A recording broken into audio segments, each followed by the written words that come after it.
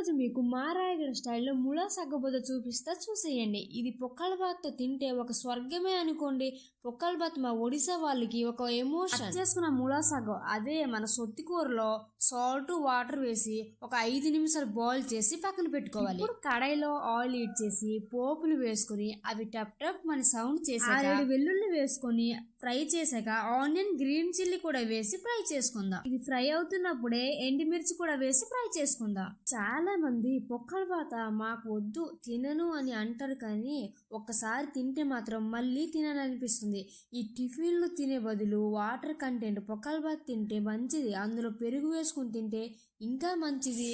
పొట్ట మనకి thank you చెప్పుకుంటది. పొక్కల bath ఎవరెవరికి ఇష్టమో కామెంట్ చేయండి. మనం ముందుగానే బాయిల్ చేసుకున్న సగ్గ వేసి మంచిగా మిక్స్ చేసి 5 నిమిషాలు క్లోజ్ చేసి ఫ్రై చేసుకోవాలి. అంతే, అడావిడి ఏమి లేకుండా మన సగ్గ భుజ రెడీ.